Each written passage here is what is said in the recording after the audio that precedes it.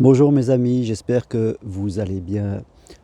Ne pas idéaliser la vie de couple, ne pas idéaliser, je dirais, la rencontre amoureuse. Vous me connaissez, je suis Germain Roncary et je suis psychopraticien et coach et j'accompagne toutes les personnes qui ont envie, en tout cas, de sortir de la solitude et de rencontrer l'amour pour vivre quelque chose d'exceptionnel, pour construire, en tout cas, ce que j'appelle l'amour authentique qui dure toute la vie, dans lequel on est acteur, dans lequel vraiment on se sent bien. Vous pouvez prendre rendez-vous avec moi à distance de chez vous par Skype et MSN, on fait le point de votre vie, je vous accompagne. Vous pouvez participer en tout cas à mes 2 jours pour aimer, 18-19 janvier, il reste une place, donc venez. Et je propose aussi des formations individuelles pour être psychopraticien et des marches sur le chemin de Compostelle. Tout cela sur mon site germaroncary.com.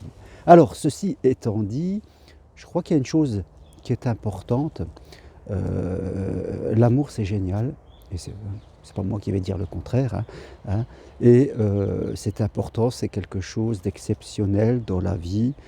Maintenant, il ne faut pas non plus en faire la plaque tournante. Il faut aussi, je dirais, replacer ça dans un contexte plus général de notre existence et du sens que nous donnons à notre vie. Nous avons une identité, nous avons une personnalité, nous sommes un être unique et c'est important de comprendre que le couple, que la rencontre amoureuse rentre dans un équilibre plus vaste, plus grand. Je veux dire, nous avons une vie peut-être professionnelle, où nous faisons un métier qui nous intéresse, nous avons une vie sociale avec des amis, peut-être que nous avons une vie familiale avec des enfants, et la rencontre est un des piliers de notre identité. Il ne faut pas en faire, je dirais, une obsession. Il ne faut pas devenir dépendant de notre désir. Il faut avoir ce désir de rencontrer, ce désir de vivre une très grande histoire et en même temps, il faut en être détaché. Il faut être dans la chose et hors de la chose, comme l'on dit. Moi, je suis très heureux en amour parce que je suis constructeur, je me connais bien. Je sais la personne qu'il me faut, je sais ce que je désire et ce que je ne veux pas vivre. Je sais, j'ai appris à communiquer, à exprimer mes besoins.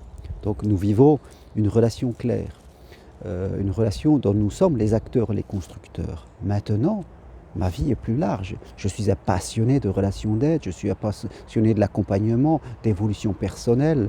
C'est pour ça que je suis là en train de parler aujourd'hui. Je suis un passionné de marche, du chemin de Compostelle, de tout ce qui est chemin spirituel. C'est pour ça que j'accompagne des gens, ceux qu'ils veulent vivre autrement.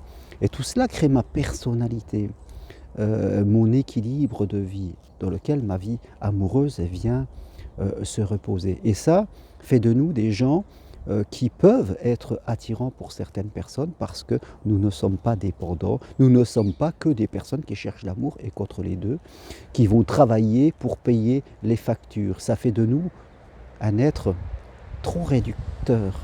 Vous voyez, ça nous enferme, fin de compte, dans quelque chose de trop petit pour nous. Donc, c'est important pour vous d'avoir ce désir, mais de ne pas être complètement enfermé dans ce désir. Sinon, vous allez ressentir le manque. Vous serez toujours dans le manque. Et si vous êtes dans le manque, vous n'allez pas raisonner l'amour et forcément, à un moment, ça ne va pas fonctionner pour vous, quelque part, parce que pour être l'amour, il faut aussi savoir raisonner l'amour, savoir raisonner l'équilibre, la gentillesse, la joie de vivre. Donc, essayez de réfléchir à vous-même, de classer un peu votre vie en tant que vie professionnelle, vie sociale avec des amis, vie familiale et vie amoureuse. Voilà, essayez d'avoir ces 4 piliers peut-être, de les noter de 1 à 10 pour voir si vous êtes satisfait. Et quelquefois, pour rencontrer l'amour, il faut travailler sur un autre pilier.